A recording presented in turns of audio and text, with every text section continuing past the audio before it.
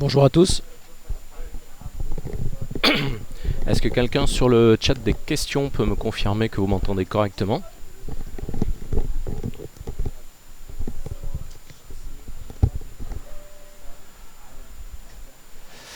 Alors on va aujourd'hui parler des secrets que les robots de trading nous apprennent pour gagner en bourse.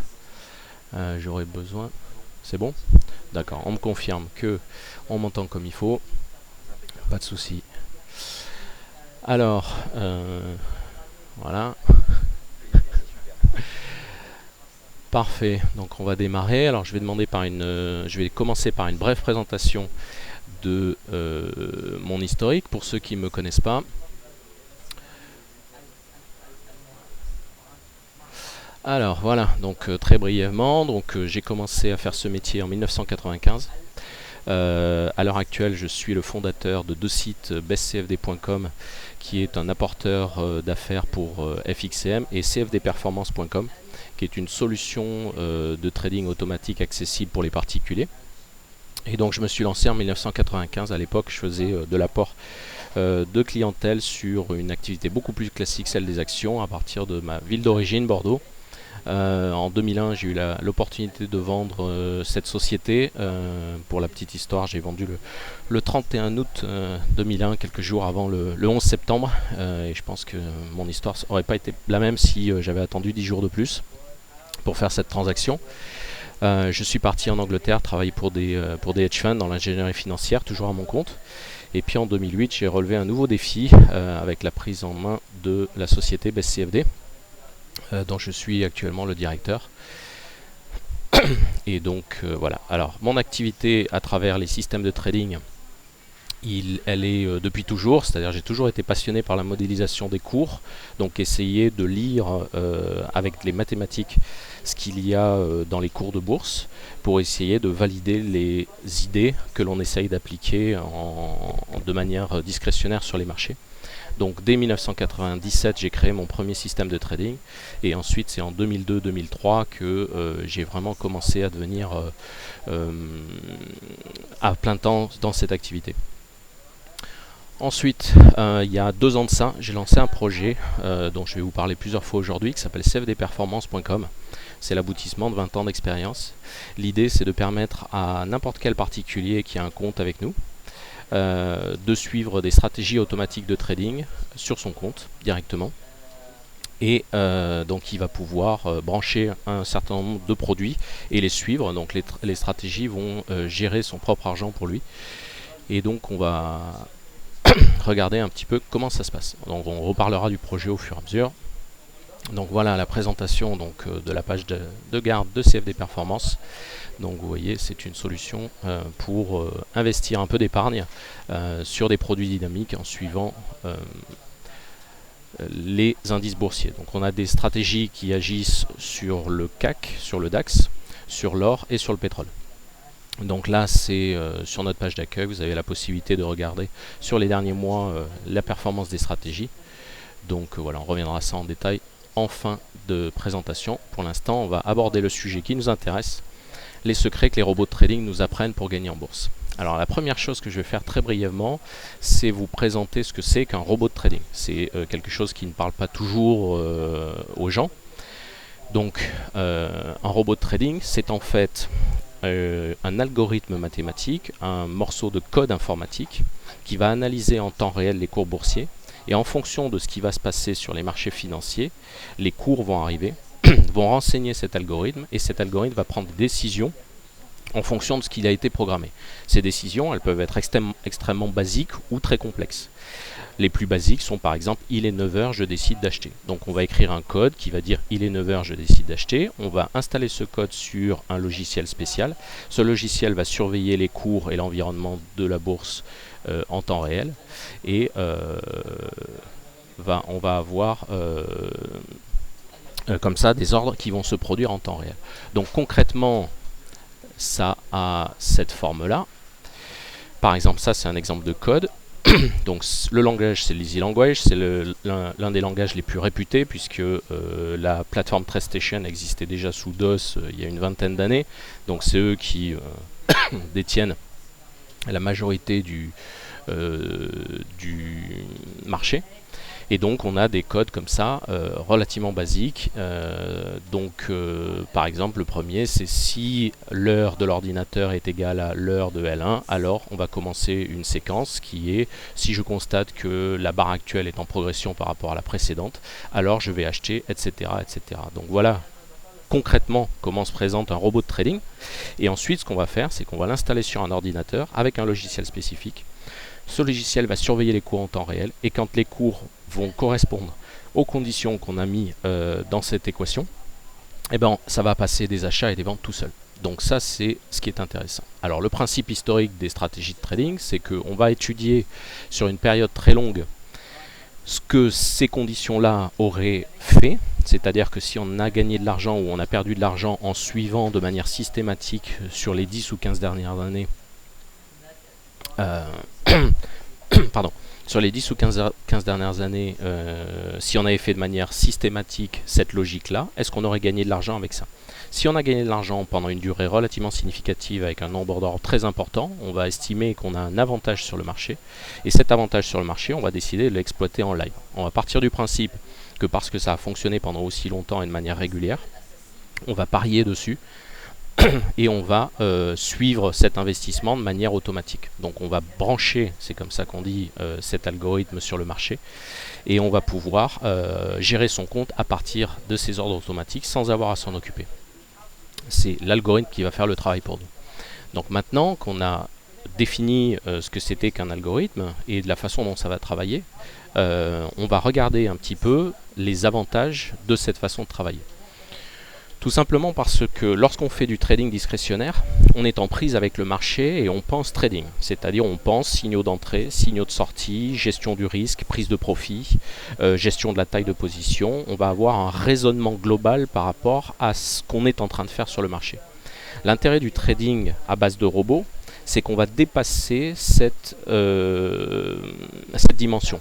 Le robot va faire tout ça pour nous. On a testé dans le passé que si on faisait de manière systématique, je prends un exemple tout bête, j'achète tous les jours à 9h du matin, je revends tous les jours à 10h du matin.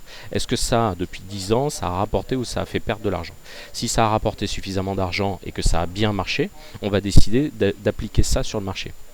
Maintenant, je vais apprendre deux choses. Je vais apprendre dans le passé les défauts et les qualités de cette idée basique qui va pouvoir m'apprendre énormément de choses par rapport au comportement du marché. Ça, c'est la première chose.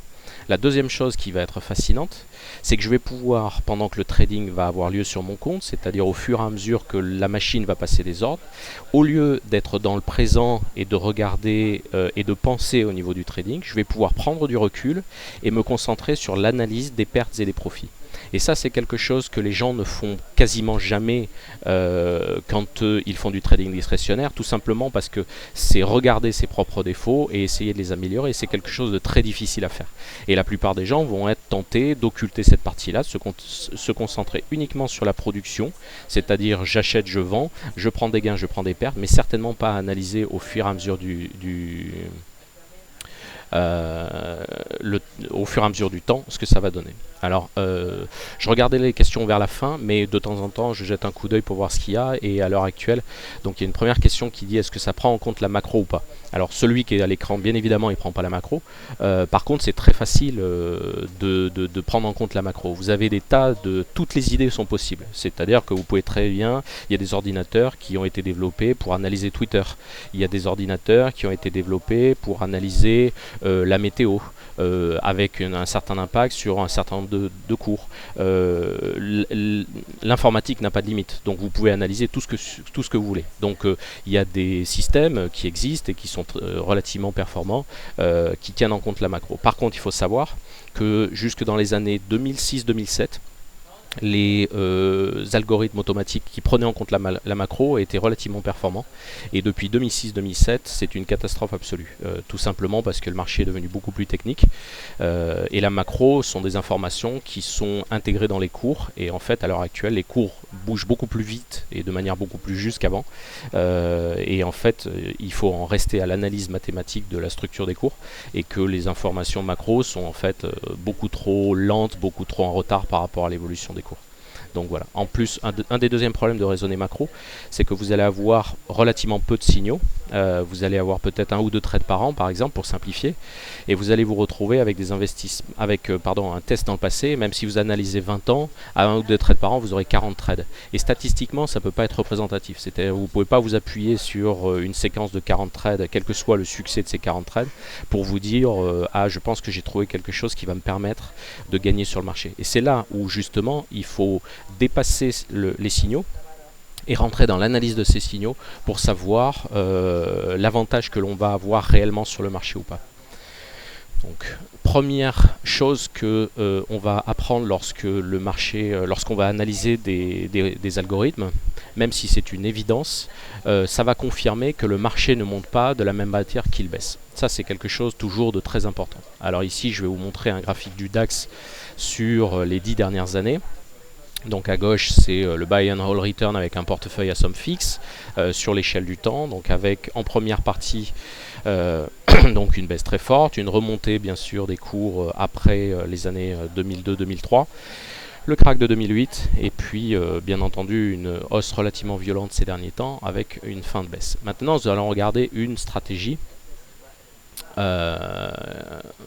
qui trade sur le DAX. Donc voilà la courbe de performance sur l'intégralité de cette historique. Donc sur l'intégralité de cette historique, on s'aperçoit que dans une première phase, on a une période qui est absolument sans gain ni perte, et puis ensuite on a une période de gain très progressive. Mais moi, ce qui m'intéresse, c'est que là, avec cette logique, on a à la fois des signaux qui travaillent le marché à la hausse et à la fois des signaux qui travaillent le marché à la baisse. Certes, cette courbe elle est intéressante, mais il faut aller au-delà de l'analyse, il faut essayer de regarder ce qui se passe quand on prend les signaux que dans un cas et que dans l'autre. Et surtout, ce qui va être très très intéressant pour comprendre cet algorithme et pour comprendre les résultats de cet algorithme, c'est d'essayer de regarder les gains ou les pertes qui ont été réalisés en fonction du contexte. C'est-à-dire à un moment donné où le marché a monté, est-ce que j'ai gagné suffisamment avec les signaux qui jouent la hausse? Ça c'est normal puisque le marché est en train de monter, donc c'est facile à faire. Mais est-ce que je n'ai pas trop perdu avec les marchés qui jouent, avec les signaux qui eux jouent la baisse par exemple? Voilà, ça c'est déjà intéressant. Alors, voici donc la première chose. Alors, vous voyez en haut, donc c'est les signaux longs, c'est-à-dire les signaux qui travaillent le marché à l'achat. Donc on a une régularité relativement importante, sauf dans 2 périodes. Alors je crois que c'est comme ça.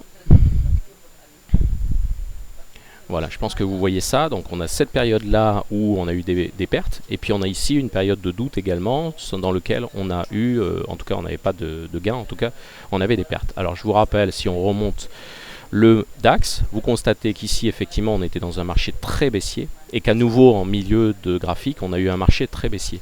Donc il est logique que quand vous travaillez à la hausse dans un marché qui n'est que baissier, vous ne puissiez pas faire de gains. Et il n'est pas anormal que vous ayez quelques pertes. Ce qui est très important, c'est que quand le marché il est dans votre sens et que vous avez cette croissance du marché, que vous soyez capable de gagner quand le marché monte.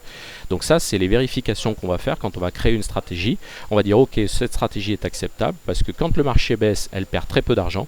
En revanche, quand le marché monte, elle en gagne beaucoup. À nouveau, quand le marché baisse, elle en perd très peu. Et quand le marché monte, elle est capable d'en gagner beaucoup. Maintenant, on va passer sur les signaux à la baisse pour constater qu'on a un comportement inverse. Donc ici, on a effectivement des séquences régulières de gains sur toute la période. En revanche, ce qu'on peut constater, c'est que dans la première partie, où on avait des pertes sur les signaux à l'achat, on n'a pas vraiment de gains sur les signaux à la baisse. Et ici aussi, c'est cette phase-là où le marché a beaucoup baissé. Et en fait, on s'aperçoit qu'on n'a pas des gains qui sont très convaincants. Tout simplement parce que ça, c'est une stratégie qui fait plutôt de la contre-tendance et qui va avoir tendance à parier sur un retour vers la moyenne et qui va être meilleure sur les opérations à la baisse lorsque le marché ne baisse pas vraiment, lorsqu'il n'est pas très rapide, lorsque plutôt elle va travailler sur les consolidations et pas sur les accélérations. Et ça va être très important de comprendre ce genre de choses pour construire son portefeuille et avoir un portefeuille diversifié. Et c'est là où on va dépasser simplement l'action du trading et on va commencer à réfléchir ce qu'on est en train de faire en tant que trader. Et quels sont nos points forts, nos faiblesses par rapport à ça. Donc ça, c'est la première règle. Le marché ne baisse pas de la même façon qu'il monte et on doit adapter sa technique pour travailler les marchés haussiers et on doit avoir une technique totalement séparée pour travailler les marchés baissiers. Ça ne peut pas être simplement une technique inverse qui va nous permettre de travailler dans l'autre sens. Ça, c'est une règle constante que nous apprend les robots de trading, puisque pour en avoir créé des milliers au fil du temps, je peux vous assurer qu'il n'y a jamais une règle qu'on applique dans un sens qui va fonctionner dans l'autre. Donc ça, c'est fondamental. Maintenant, deuxième information qu'on va apprendre, c'est que la volatilité du marché a un rapport direct avec la taille des gains et des pertes. Encore une fois, c'était une relative la palissade, puisqu'évidemment, si vous avez des variations de 2% par jour, il est beaucoup plus simple de réaliser des gains de 2% par jour que lorsque le marché ne bouge que de 0,50. Mais c'est un fait qui est indiscutable, et lorsque l'on va afficher le graphique suivant, ça va vous sauter aux yeux, même si au premier abord ce graphique peut être relativement impressionnant. Donc ici, ce que nous avons, c'est l'intégralité des trades de la même stratégie dont on a parlé précédemment. Donc en bas, ici, vous avez l'échelle du nombre de trades. Donc c'est une stratégie qui, sur plus de 10 ans, fait 4000 trades. Donc c'est relativement important, c'est significatif. Et ici à gauche, donc chaque point du graphique, les points verts, noirs et rouges, vont représenter chaque trade qui a été fait par cette stratégie et les gains qui ont été réalisés en fin d'opération, avec la colonne de gauche. Donc on a le 0 ici, donc tous les points qui sont au-dessus ont été des profits, tous les points qui ont été en dessous ont été des pertes, et la somme des deux va vous permettre de savoir si sur le long terme vous avez gagné ou perdu. On a déjà vu la courbe de performance, donc sans aucun doute c'est une stratégie qui gagne de l'argent. Ce qui est intéressant ici, c'est d'observer dans les phases de volatilité du marché, rappelez-vous à cet endroit-là, ici globalement d'ailleurs, et les gains et les pertes sont beaucoup plus importants que cette phase-là où le marché était très calme. Et donc ça va vous permettre d'un même coup d'œil de vous apercevoir qu'il y a certains moments on a des pics de volatilité. Regardez ici comme on a un énorme pic de volatilité sur cette verticale, donc pendant plusieurs mois, même si le graphique est compressé, ça représente des centaines d'opérations, vous allez à un moment donné avoir le marché qui va bouger beaucoup plus et qui va vous donner l'opportunité d'avoir des gains plus importants ou des pertes plus importantes. Donc ça, dans la construction de son trading au quotidien, que ce soit discrétionnaire ou que ce soit systématique, il va falloir tenir compte de la volatilité. Et c'est une des raisons pour lesquelles la plupart des indicateurs que j'utilise utilisent la volatilité, c'est-à-dire que lorsque je vais par exemple décider de sortir avec un niveau fixe, ce niveau fixe va tenir compte de la volatilité. Je vais dire, ben voilà, je vais prendre la moyenne de mouvement des 50 dernières barres. Imaginons que ce soit, je dis des chiffres au hasard, 10 points sur le DAX. Et ben, je vais ajuster mon stop et ma prise de profit en tenant compte de cette volatilité. Si aujourd'hui cette moyenne est à 10 points, je vais essayer de sortir à 3 fois ce chiffre-là, ça fera 30 points. Et si demain le marché devient volatile et que la moyenne des barres, les mouvements des barres montent à 15 ou 20 points, et ben à ce moment-là, je vais toujours sortir à 3 fois ce chiffre-là, et au lieu de sortir à 30, je sortirai à 60 points. Donc mon trading va en permanence s'adapter à la volatilité. Et ça, c'est fondamental. Toutes les stratégies, tous les robots qu'on peut développer nous apprennent ça. Il faut tenir compte de ça. Parce que si vous ne le faites pas, vous échouerez en trading à long terme, parce que vous allez vous exposer de manière constante, et ça va vous amener des problèmes, puisque c'est quelque chose qu'on verra en deuxième partie de présentation, après 11 heures, où on discutera effectivement de réfléchir à ce qu'il faut faire quand on commence à perdre. Voilà. Troisième apprentissage, d'observer des milliers de stratégies automatiques. Quelle que soit en fait la façon de trader, on va toujours pouvoir classer dans une de ces 4 types majeurs de trading. Il n'y a que finalement, même si on peut inventer toutes les idées qu'on veut, etc., il n'y a que 4 manières d'aborder des événements de marché et des prix et d'essayer d'en tirer profit. Le premier, c'est la tendance. Le second, la contre-tendance. Troisième, ce que j'appelle les habitudes de marché. Je vais vous expliquer dans une seconde ce dont il s'agit. Et en quatrième, les événements rares.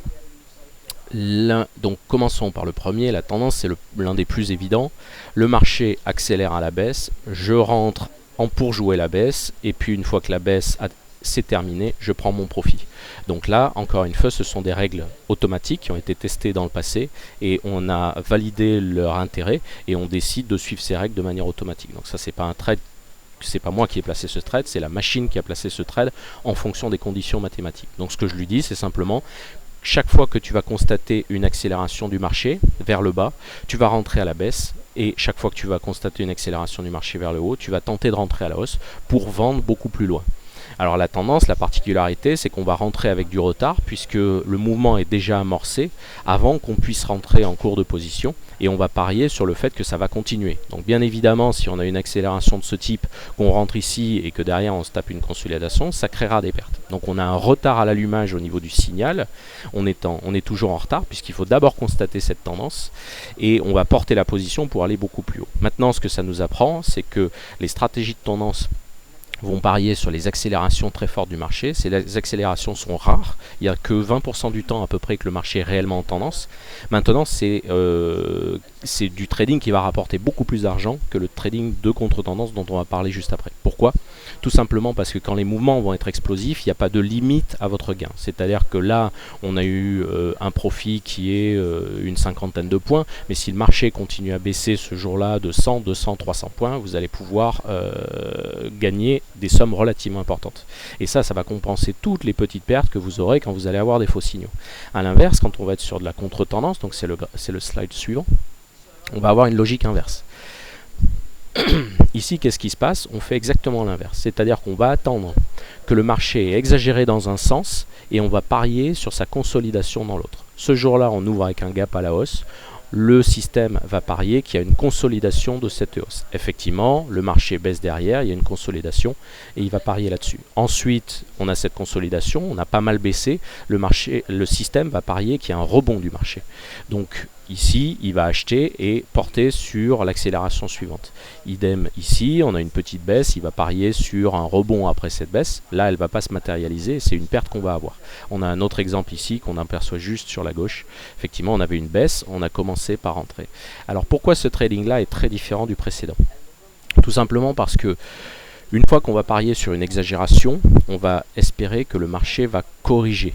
Ça, c'est une technique qui, en général, parle beaucoup plus aux gens. Depuis plus de 10 ans que j'observe des centaines de traders particuliers, c'est globalement 80 à 90% des opérateurs qui approchent le monde du trading agissent comme ça. Tout simplement parce que, 1, c'est flatteur pour notre ego, et 2, ça correspond relativement bien à notre philosophie dans la vie. C'est-à-dire que quand on regarde un prix, que ce soit le prix d'une voiture, le prix d'une maison, etc., on a toujours envie de l'acheter moins cher.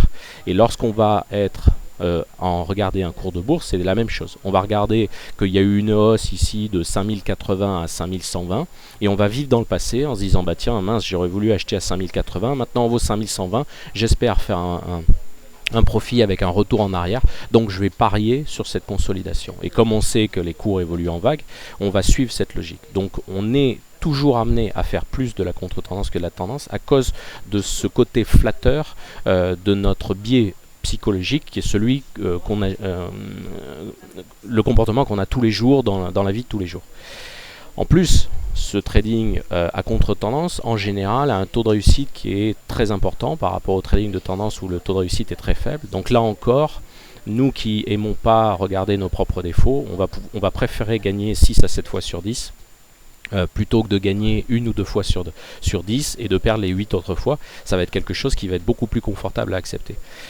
Le problème de cette logique, de toutes les logiques de contre-tendance, c'est que vous allez devoir avoir une gestion de votre risque extrêmement forte. Parce que si vous prenez une position, imaginons là qu'on prenne une position avec une ouverture en gap, et qu'au lieu de consolider comme ça s'est passé, le marché s'envole de 1, 2 ou 3%, parce que cette ouverture en gap voulait simplement dire que le marché était très fort, et ce jour-là, le marché monte de 3%. Le problème de la contre-tendance va être celui-là, c'est qu'à certains moments, vous allez tomber dans les tendances qui ont été bénéfiques pour les autres stratégies de trading, le marché va s'envoler, et vous allez être collé, et c'est toujours là-dessus que les gens vont sauter. Et ce qui se passe la plupart du temps, c'est que les gens qui font de la contre-tendance sont des très bons traders en règle générale, sont des gens qui sont vraiment performants.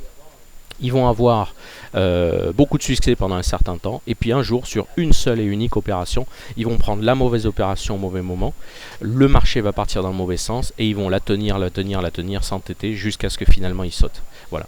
Alors que la gestion de tendance va vous forcer à faire l'inverse, c'est-à-dire que vous allez essayer de viser des tendances, vous allez chasser beaucoup d'opérations pour un faible taux de réussite. Lorsque ça va se matérialiser, ça va être très bien parce que vous allez gagner énormément d'argent.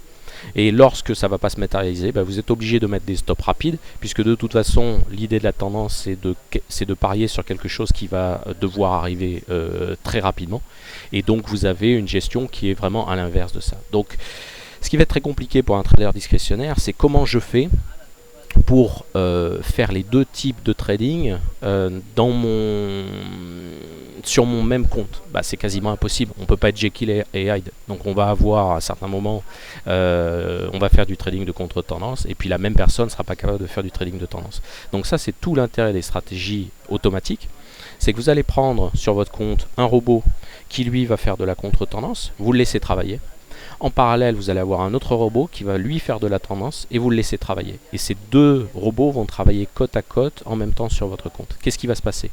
Il va se passer que quand une des stratégies va avoir un problème, c'est l'autre qui va compenser. C'est-à-dire que quand la stratégie de contre-tendance va se faire coller parce qu'il y aura un énorme mouvement de marché et elle aura anticipé trop tôt l'entrée sur le marché, c'est pas grave parce que vous allez gagner avec l'autre patte et ça va vous permettre de compenser vos gains et vos pertes à ce moment-là.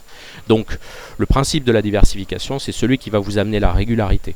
Et ça, c'est quelque chose qu'on ne peut pas faire en trading discrétionnaire. Parce que forcément, notre esprit, il peut être câblé que dans un sens, et on peut être en train de réfléchir que dans un sens, et on ne peut pas être dans les deux types de trading. Ensuite, j'ai parlé de 4 types de trading au départ. Il y en a 2, je vais passer un petit peu plus rapidement, qui sont beaucoup moins connus. Le troisième, c'est ce que j'ai appelé les habitudes de marché. Alors, les marchés sont faits par, encore aujourd'hui, une majorité d'humains. Et les marchés sont... il y a des phénomènes qui se répètent dans le temps. On ouvre tous les jours à la même heure, les pauses déjeuner se font à peu près à la même heure, les publications de statistiques se font à la même heure et on sait à l'avance quel jour. Et ça fait des années que le chômage est publié premier vendredi du mois aux États-Unis, etc., etc. Tous ces critères-là créent des habitudes sur le marché, des choses qui se répètent, tout simplement parce que c'est lié à des contraintes de temps et par rapport aux hommes. Par exemple, lorsque un gérant a un fonds indiciel, tous les matins, la première chose qu'il va faire, c'est en fonction de la modification de la pondération des actions dans son fonds la veille, il va devoir ajuster ses positions.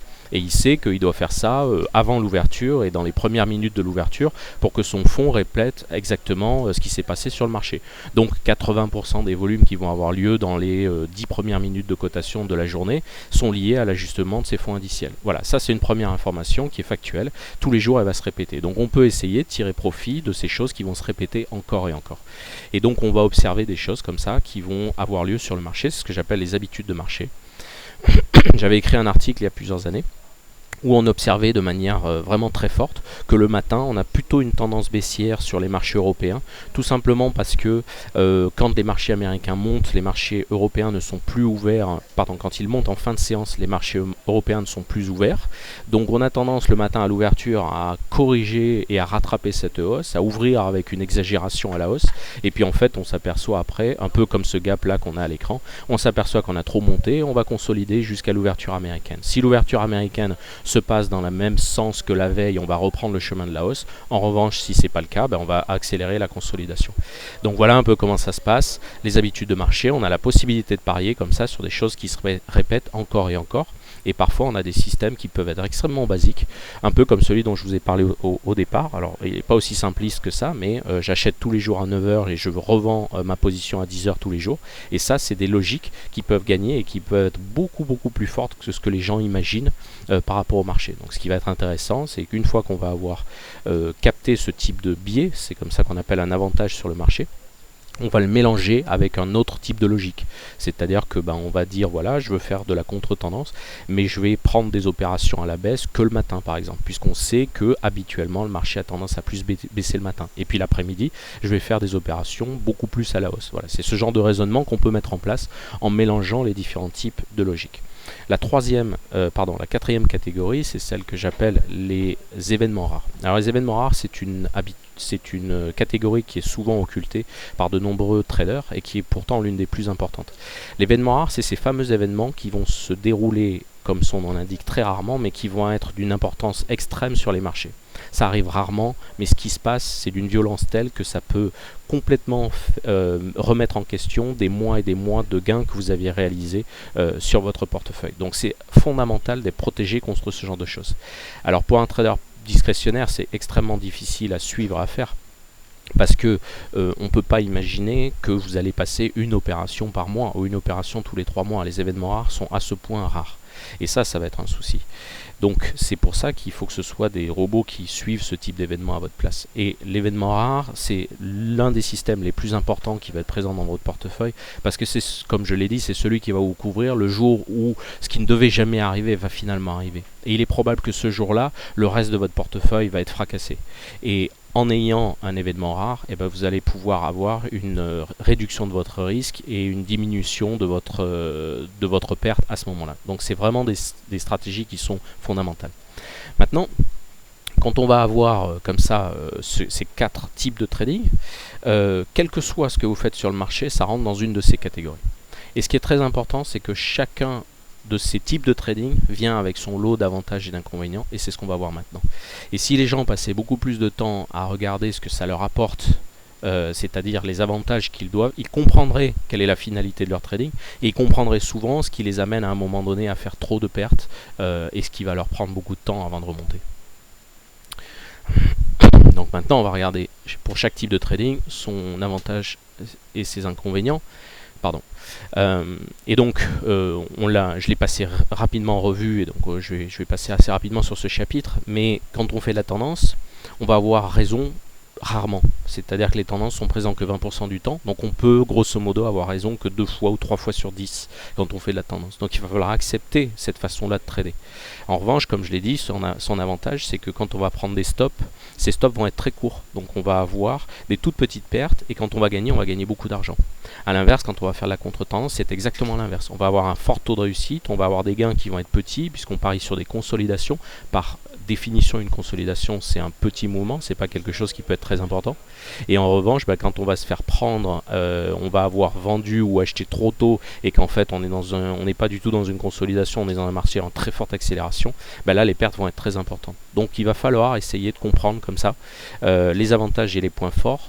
Et encore une fois, moi je suis convaincu, pour avoir regardé des centaines et des centaines de particuliers tradés, que si les gens passaient plus de temps à analyser les résultats de ce qu'ils font plutôt que d'analyser les conditions d'entrée et de sortie, ils progresseraient énormément en trading. Et d'ailleurs, les quelques personnes qui gagnent de l'argent passent un temps très très important à faire ça par rapport à tous les autres. Donc c'est vraiment une des choses les plus importantes. Alors, 5e information qu'on va apprendre en observant des centaines et des centaines d'algorithmes, ou de traders particuliers d'ailleurs, c'est que plus de 80% des profits que vous allez réaliser chaque année sont concentrés sur à peine 10% des opérations. C'est-à-dire que c'est quelques opérations chaque année qui vont représenter l'intégralité de vos gains, et que tout le reste, c'est comme si vous étiez en position pour chasser ces gros gains. Et ça, c'est vraiment très important à comprendre. Le corollaire de ça, c'est que si vous n'êtes pas capable sur quelques opérations de faire des très gros gains, vous ne pourrez jamais gagner à long terme. Parce que si vous vous contentez de petits gains systématiques, les grosses pertes, vous ne pourrez jamais les éviter, parce qu'il arrivera toujours quelque chose un jour ou l'autre où vous allez vous faire coincer sur le marché.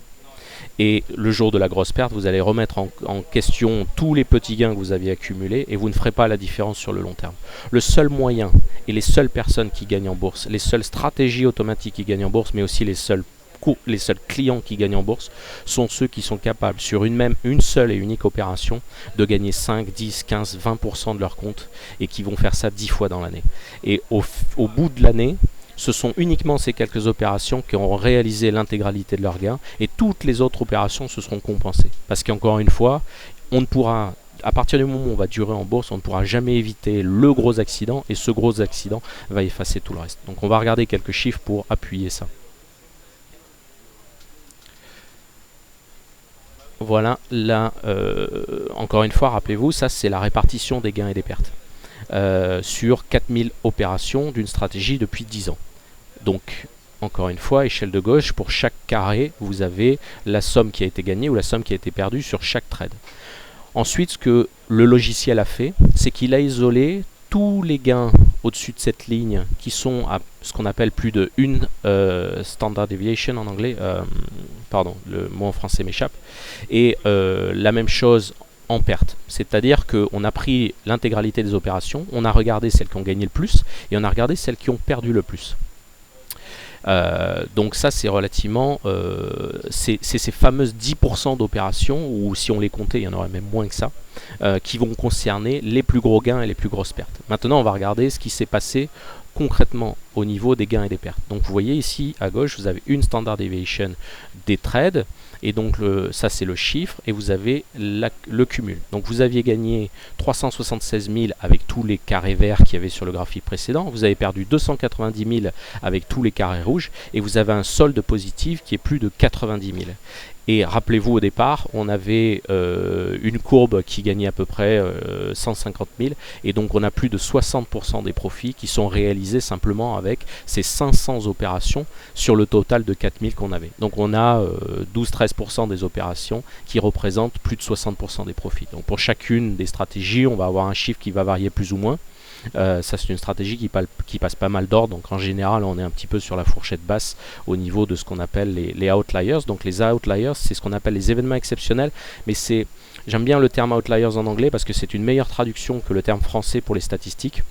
Parce que quand on parle d'événements exceptionnels en français, on a une autre approche qui est celle alors que en statistique, l'événement exceptionnel, c'est justement celui qui est rare. Rappelez-vous des courbes de Gauss quand vous étiez à l'école, ces courbes en cloche. L'outlier et les événements exceptionnels, c'est ceux qui vont être sur la partie où la queue est la plus plate de cette courbe de Gauss, c'est-à-dire là où on a le moins d'opérations, mais qui représentent les plus gros gains et les plus gros pertes. Et les plus grosses pertes, pardon. Voilà.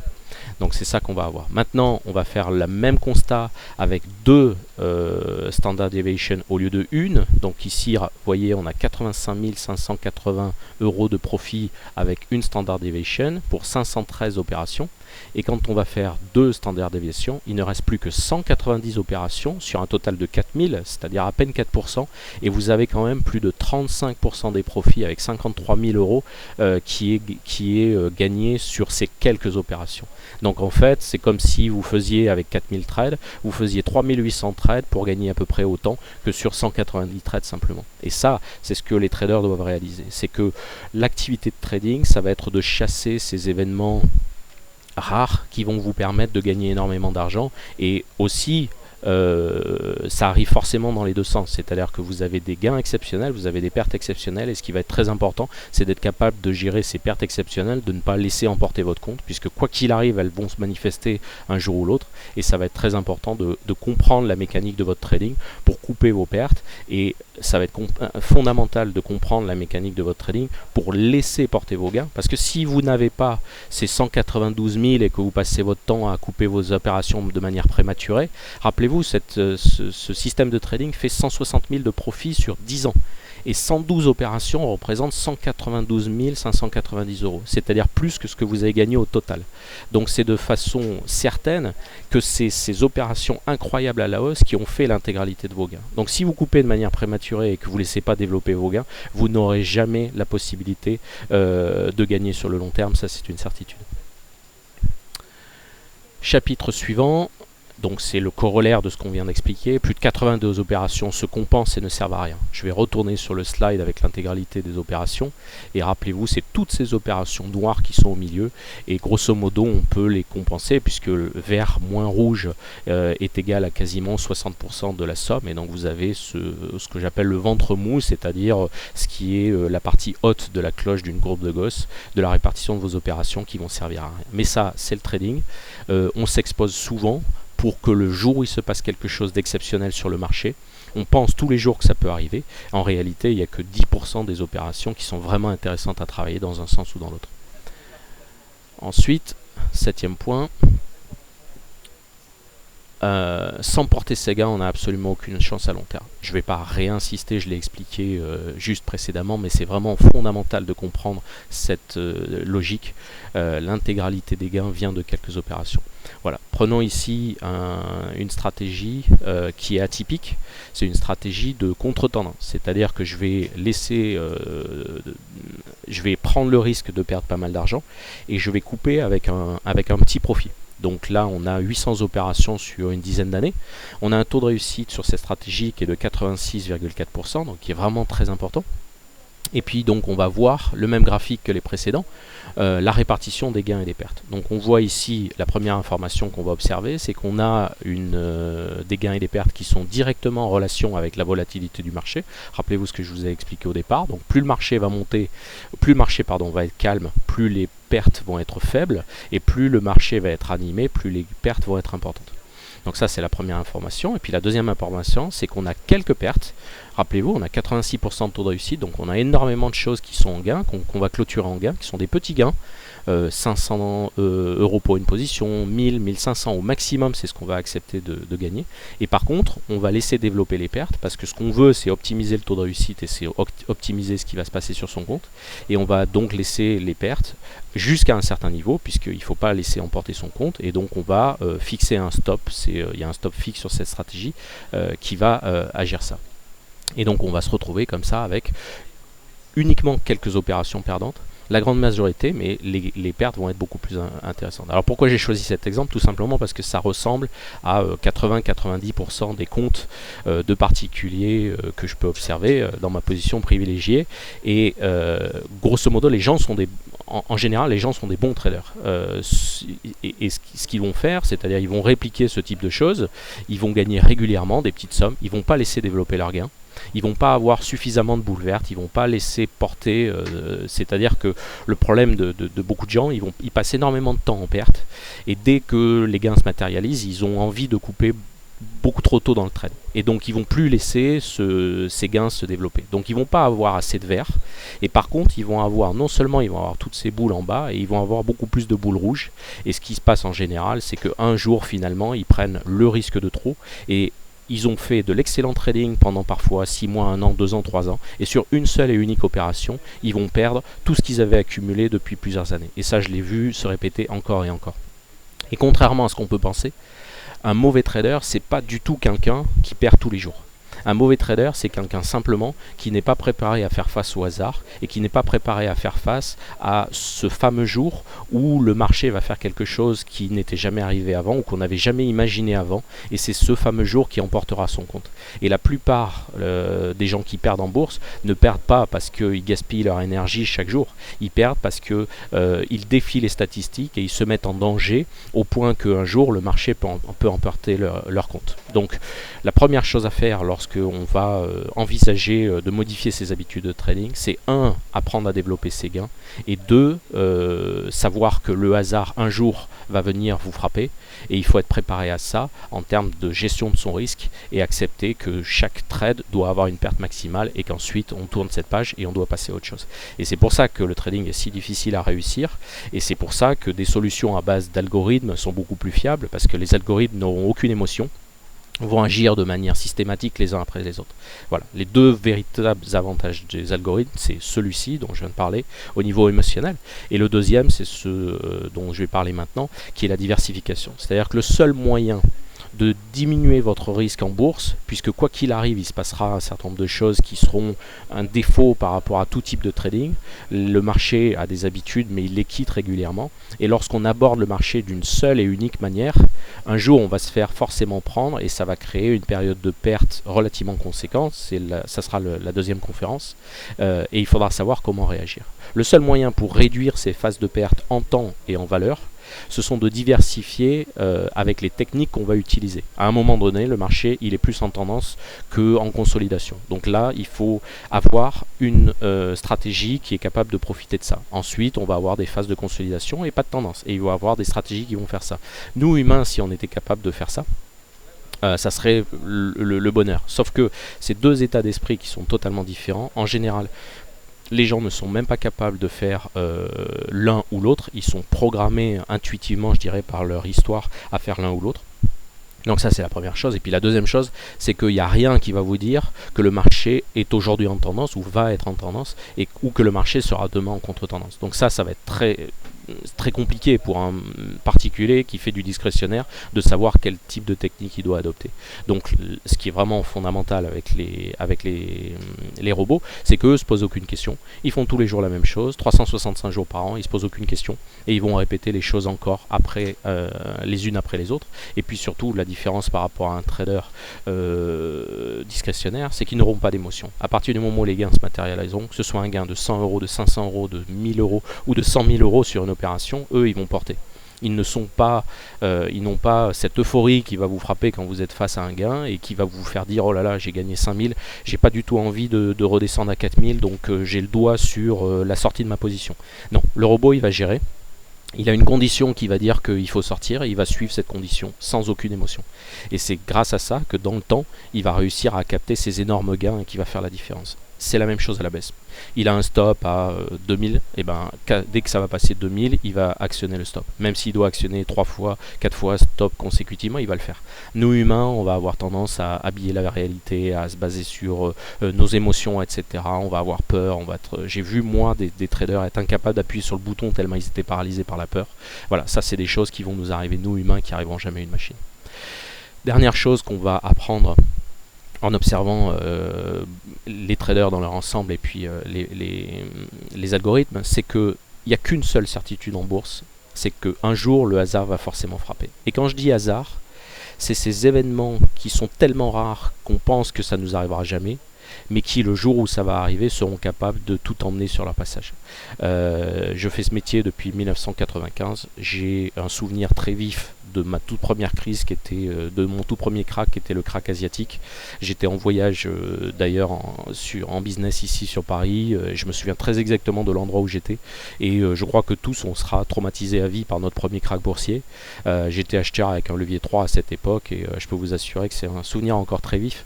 Et quoi qu'il arrive, à partir du moment où on a l'intention de durer en trading, à partir du moment où on a l'intention de faire ça sur une durée suffisamment longue, et parce que ça veut dire qu'on gagne de l'argent et qu'on veut pérenniser, plus on va durer, plus on va défier le hasard et plus c'est une certitude qu'on va la rencontrer. Et donc si on n'est pas prêt, si on fait un trading trop agressif, si on fait un trading qui nous met en danger, si on fait un trading qui n'est pas prêt à couper sa position ce jour-là, il n'y a aucun doute qu'on fera sauter le compte. Et tous les comptes qui sautent chaque jour, ils ne sautent pas parce que c'est une somme de petites pertes. Les comptes sautent parce qu'à un moment donné, ces gens-là se sont mis dans une situation où l'événement de trop, avec une taille disproportionnée, va faire que leur compte va sauter. Je vais ici vous montrer il y a quelques jours le flash crash qui a eu lieu sur l'or. Alors ça, c'est une de nos stratégies qui travaillait dans le sens de la tendance, donc elle n'a pas été concernée. Mais imaginez ce qui se passe lorsque vous avez une position et que vous étiez par exemple acheteur là en pensant sur après cette baisse une consolidation à la hausse et que d'un seul coup en l'espace de quelques secondes vous avez une baisse de 50 $ qui représente à peu près 4%. La baisse s'est passée en 3-4 secondes sur l'or. Si vous aviez un levier qui est relativement conséquent, votre compte il est mort. Ça, c'est des événements. Les flash crash sur l'or, je crois que c'est le 3e cette année. Il y en a sur les devises, il y en a.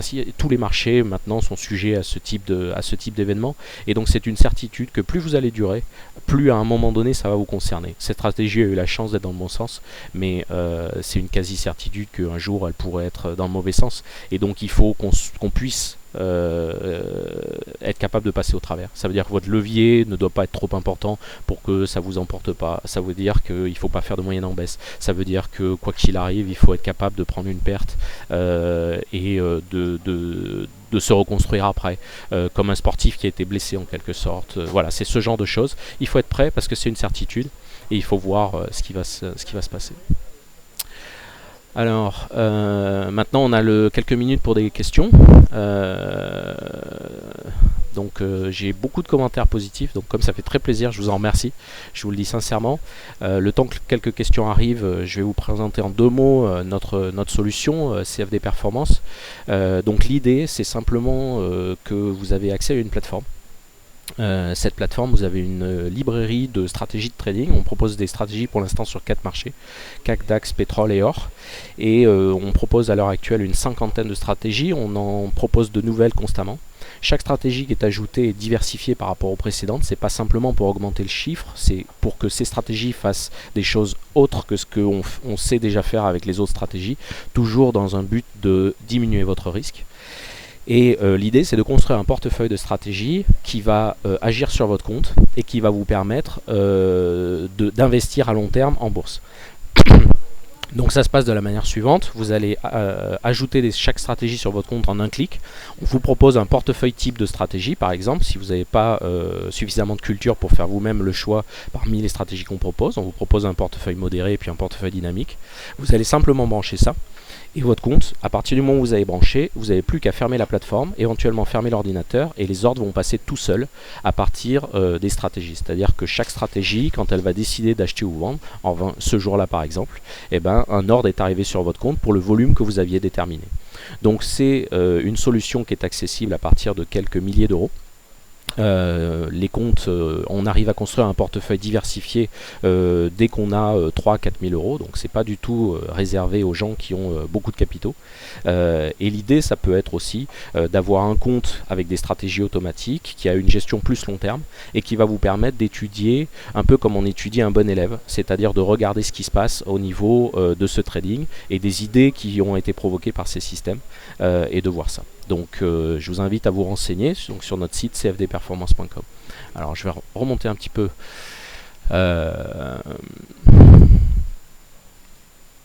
Alors est-ce que j'ai abandonné le marché Asie-Australie? Non, pas du tout. J'ai oublié de le mentionner. C'est vrai qu'on a rajouté 2 marchés il y a 6 mois. On travaille le Japon et l'Australie. Pourquoi les choix? D'ailleurs, ça peut être intéressant pour vous en tant que trader discrétionnaire. Pourquoi j'ai choisi CAC, DAX, or, pétrole et puis maintenant justement Japon et Australie? Tout simplement parce que ça m'a permis d'avoir beaucoup de stratégies sur le CAC et sur le DAX, de les forcer à couper leur position en clôture le soir. Comme ça, je n'ai pas de risque overnight. Et ce qui se passait, c'est que mes fonds étaient liquides pendant la nuit. Et en allant chercher des stratégies sur le Japon et l'Australie, ça me permet de trader pendant que mon compte est liquide, il n'est plus en position sur le CAC et sur le DAX, et je réemploie ces capitaux pendant la nuit, ce qui me permet, quand j'arrive le lendemain matin, d'avoir déjà un certain nombre d'opérations qui ont profité des mouvements de marché. Donc on réemploie les actifs. Et ça aussi, c'est quelque chose que les robots ont une force évidente par rapport aux humains. Je ne vois pas comment quelqu'un pourrait travailler la journée et la nuit sur le truc. Alors, la question suivante, est-ce qu'on peut choisir son broker avec notre solution? Non, on travaille actuellement exclusivement avec FXCM, on est apporteur FXCM. Donc vous êtes client chez nous et votre compte sera FXCM. Donc pour ceux qui sont déjà clients aujourd'hui, il y a la possibilité de devenir client en même temps chez nous. C'est pas incompatible. Et voilà. Alors vous avez en haut à droite, on me demande le lien vers le site. Donc vous avez notre marque CFD Performance. Donc vous faites cfdperformance.com et vous arrivez directement sur notre site. Ensuite, il y a quelques questions un peu plus pointues. Quels langages informatiques sont les mieux pour programmer les robots? Je ne vais pas répondre directement à votre question. Ce qui est, en fait, ce qu'il faut toujours garder en tête, c'est que l'univers de la programmation, excusez-moi, il y a 3 univers en fait. Il y a le premier univers, c'est celui de la recherche, c'est celui qui va vous permettre de constater qu'une idée est bonne ou pas dans le passé. Ça, c'est la première chose.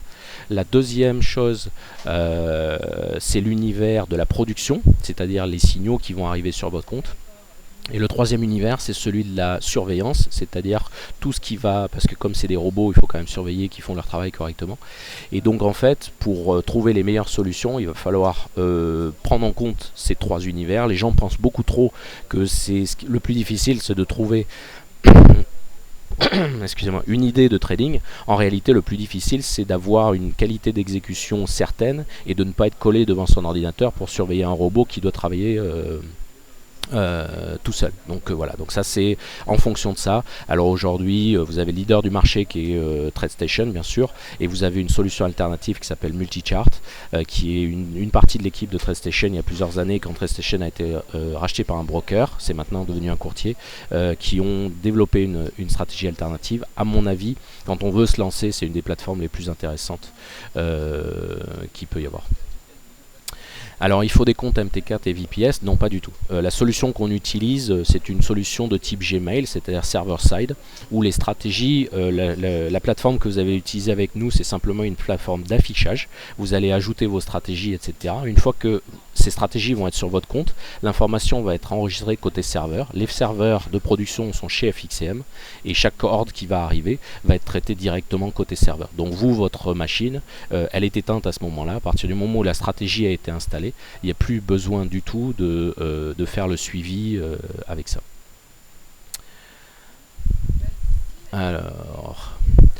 Alors, quelle est notre rémunération? Prenons-nous une commission sur chaque trade? On ne prend pas de commission sur chaque trade, on est simplement payé par FXCM sur un partage de ce qu'on appelle le spread, c'est-à-dire que chaque opération qui est prise, vous avez un spread qui est celui du marché, on ne fait pas ce qu'on appelle un markup, c'est-à-dire nos prix ne sont pas plus chers, c'est exactement le flux FXM comme vous l'avez sur tous les autres produits, et comme nous on participe à la liquidité et à l'apport d'affaires pour FXM, ils nous payent une partie de ce spread. Donc nos services, en dehors du frais d'accès qui est payable une seule fois à nos services, il n'y a absolument aucun coût pour notre solution. On n'a pas de période d'essai gratuite.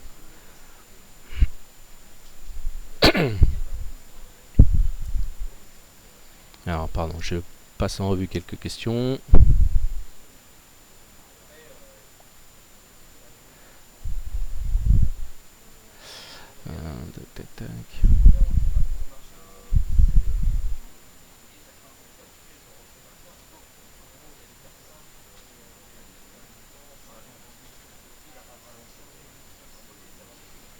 J'ai répondu à pas mal de questions, donc je regarde.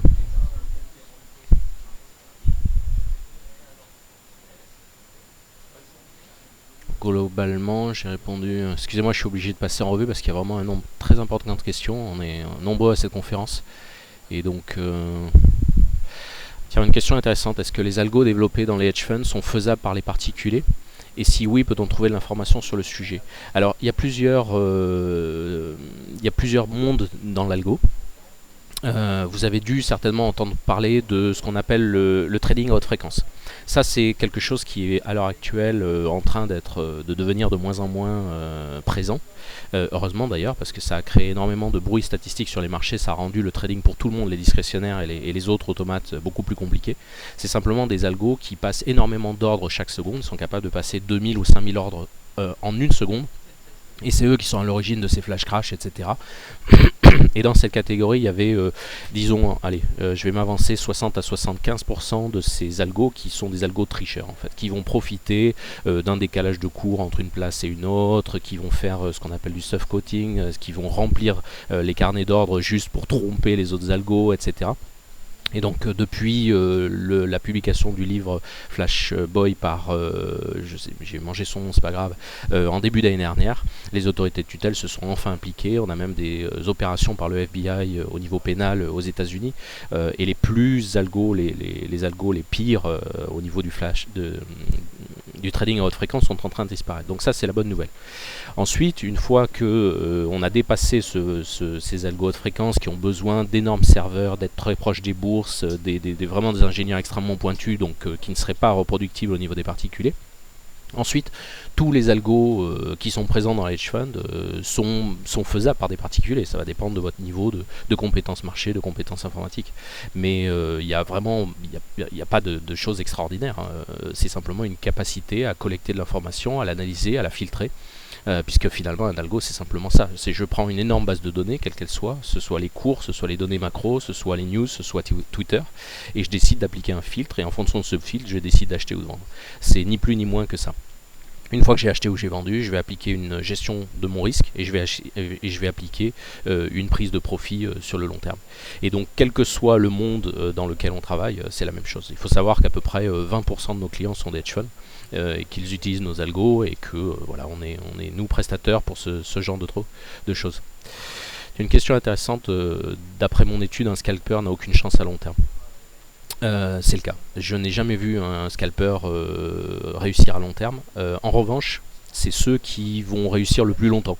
C'est-à-dire que leur façon de gérer, d'être très peu sur le marché ou très peu longtemps, va faire que ils vont être, ils vont pas s'exposer, par rapport au hasard comme les autres, parce qu'ils seront présents. Moins on est présent sur le marché, moins on s'expose à hasard. Donc plus le marché mettra de temps à nous piéger. Mais ce qui est sûr, c'est qu'un jour, on sautera. Moi, j'ai vu un scalper sauter après 7 ans. Ça a vraiment été un crève-cœur ce jour-là. C'est quelqu'un qui en une journée a bousillé plus de 5 ans de profit qu'il avait fait avant. Donc c'est juste une question de temps pour qu'on se fasse coincer. Voilà, l'heure a tourné. Je fais une conférence juste après, donc si vous le souhaitez, on pourra reprendre d'autres questions à ce moment-là. Je vous remercie beaucoup de votre écoute, et puis je fais juste un petit break et on reprend tout de suite après sur un sujet très différent. Merci. Alors merci Samuel, merci à toutes et à tous pour les questions nombreuses que vous avez posées. Donc en effet, vous retrouvez Samuel dans 5 minutes, le temps qu'il respire et qu'il puisse s'hydrater. La présentation actuelle à laquelle vous venez d'assister sur les robots trading, elle a été enregistrée et vous la retrouverez d'ici ce soir sur la chaîne YouTube DailyFX France. Donc pause de 5 minutes. Merci à tous et puis restez nombreuses et nombreux. On vous retrouve à partir de 11h10. Merci beaucoup.